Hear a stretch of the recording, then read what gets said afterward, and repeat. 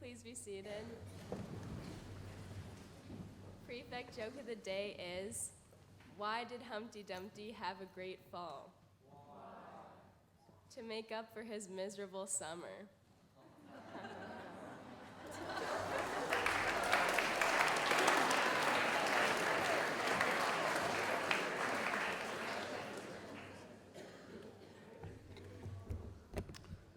Thank you, Kathleen. A wonderful joke to start the day off. Good morning, everyone. We're going to start by singing the Strathcona House hymn number 10, Be Thou My Vision. Please stand.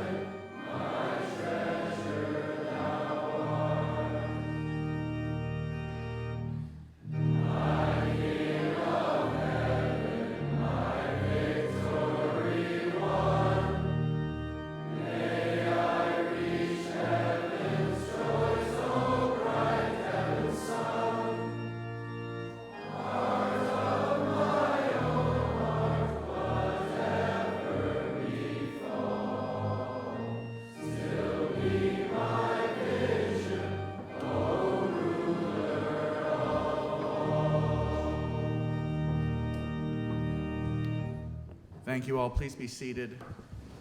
So today, of course, what are we doing after school today? Yeah, the Terry Fox Run. So we're going to start by hearing from Mr. Lupton, who has a particular passion for Terry Fox. Mr. Lupton?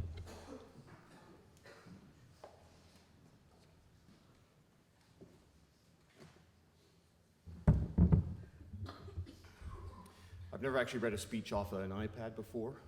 And they say you're not allowed to have cell phones in chapel, but they said nothing about iPads. So you can keep your mitts off this, CB. Thank you very much. As a child growing up in the 80s and the 90s, I was used to things like paper. So this is, if I stumble along the way, please forgive me. You know, growing up in the 80s was pretty awesome, I have to say. For those of you who have seen Stranger Things, it was just like that, except for the Demogorgon. There was none of those. Those were our teachers, actually. We had metal lunch boxes. Transportation was BMX bikes, walkie-talkies, no cell phones, and parents who didn't care where you were so long as you were there for dinner. Mud and minor injuries optional. We had heroes, real heroes that we could believe in, like Rick Hansen or Elizabeth Manley or Bobby Orr. Our heroes were impeachable back then. There was no Twitter to take them down, no old Facebook photos, no screenshots of misjudged Snapchats. Perhaps it was youthful naivety, but it seemed to me as a kid that our heroes were good and pure and incorruptible. And for me, the greatest and most important of all of them was Terry Fox. So I'm here to tell you a little bit about him today. Terry was born in Winnipeg in 1958, grew up in Port Coquitlam in the 60s and the 70s, which is a small suburb. It's not small anymore, but a suburb of Vancouver. He was a small kid, feisty, kind of like Mr. Fraser. He and his best friend, Doug Allward, they tried out for the basketball team every single year, and every single year they were cut until they finally made it in their senior years. That cat's here. This is amazing. He was a good athlete, but not a great athlete. His thing was he had to work harder than everyone else. In 1976, when he was 18 years old, he was in his first year at SFU kinesiology. He was driving his sweet green 1968 Ford Cortina home. I think Mr. Noble still has this car. He lost control of the vehicle, distracted driving. Not texting, though. He was checking out bridge construction on the low-heat highway, and he smashed his car up. And he walked away from it. No big deal. Just a slightly sore knee.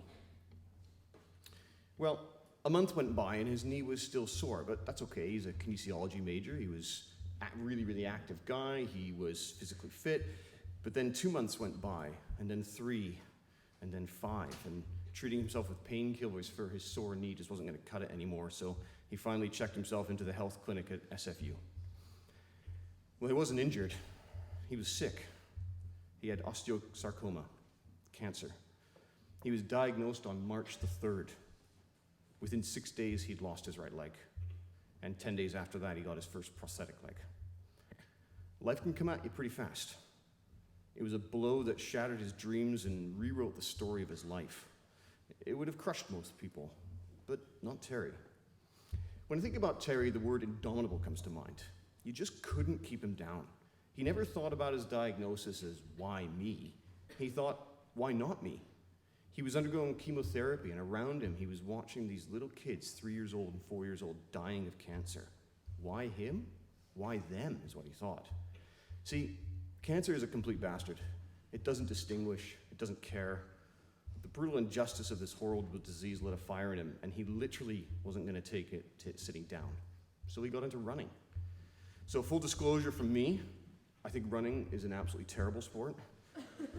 Your lungs hurt, your legs hurt, it's boring, I'm really slow.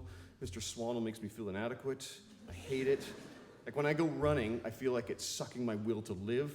But for Terry, it became his life. He decided to learn how to run. So the first time he went running, he got fitted with this new prosthetic leg, and he went up to the track with his buddy Doug.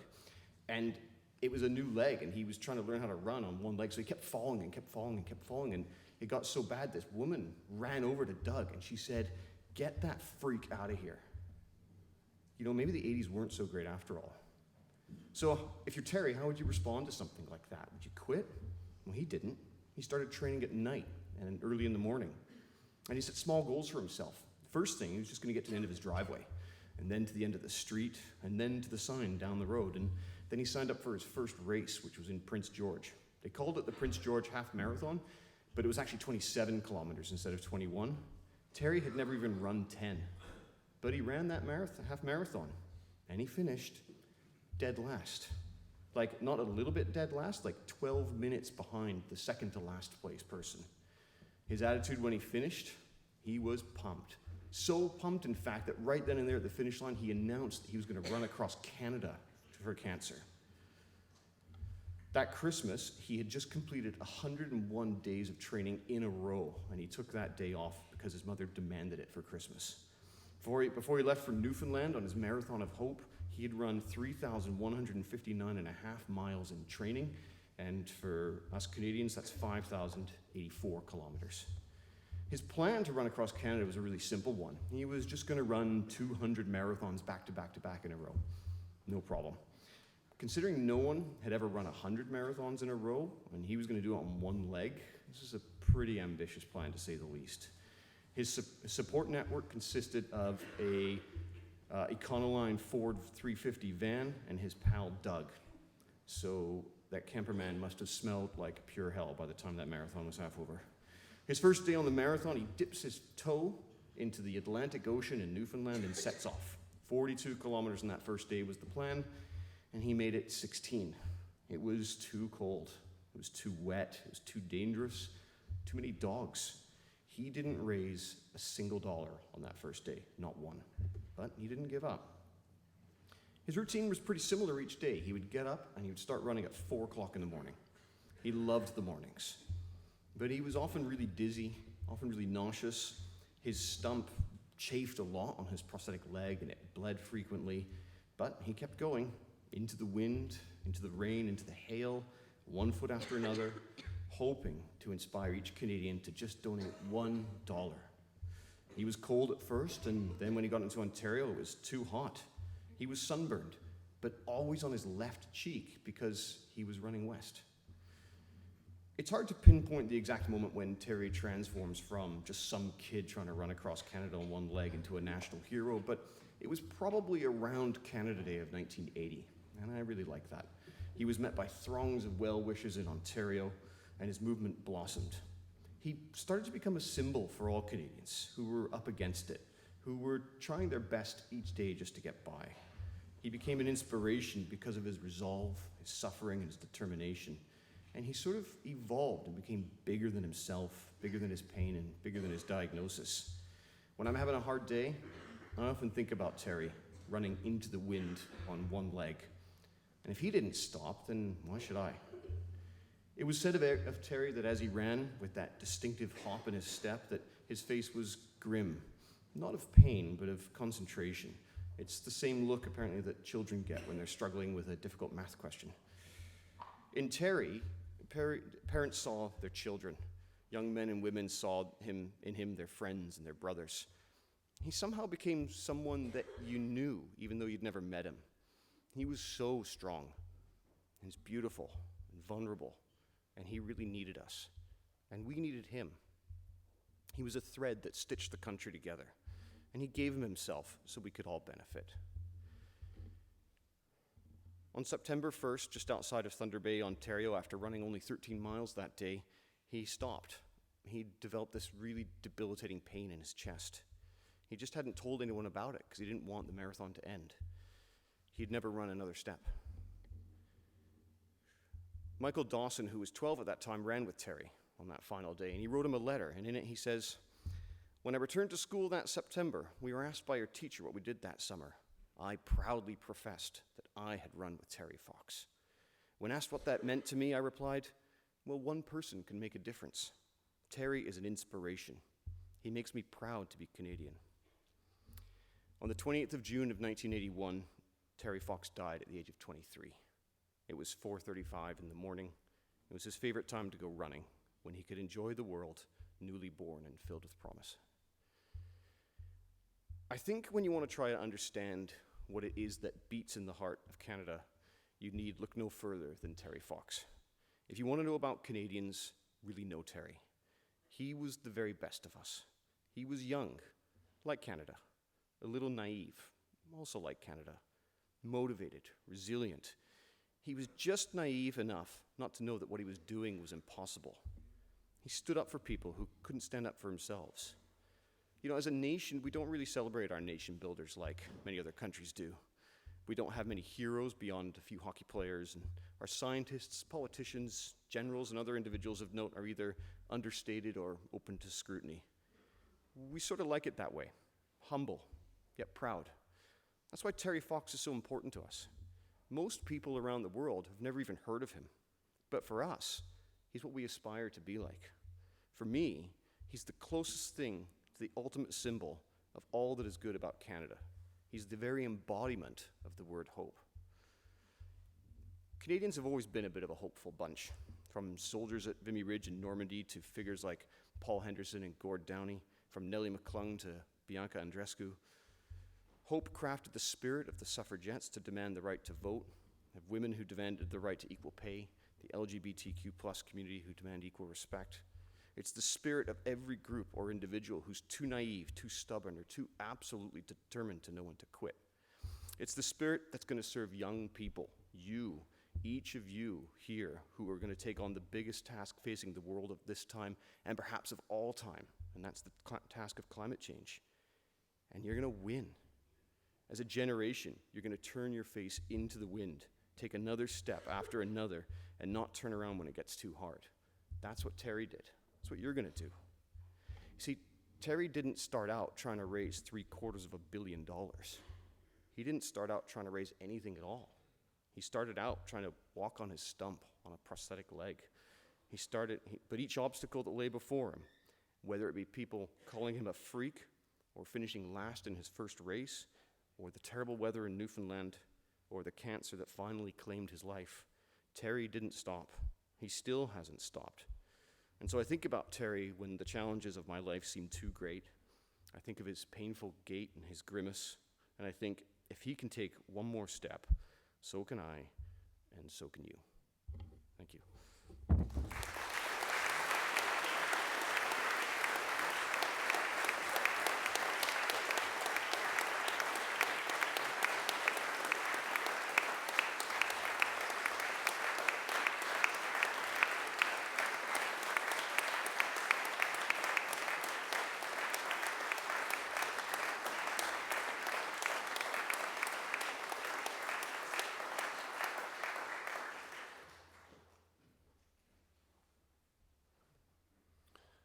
Thank you, Mr. Lupton, for inspiring us this morning. And of course, I'm not going to add much to that. I don't know what else can be said, except to say that one of the wonderful things, of course, about Terry Fox in terms of honoring him and responding to what he did is that we can do the same thing ourselves. So that's what we'll do this afternoon. So have a good run, everyone. And I hope as you run, the words of Mr. Lupton will be resounding in your ears and in your hearts. I know that we haven't sung the Prep House hymn, and we're going to sing it this morning, and I'm not going to make the Prep House get up and sing the first verse of this. Oh, we'll all join the Prep House in singing hymn number 18, He Who Would Valiant Be. It just seems so pertinent. Hymn number 18, please stand.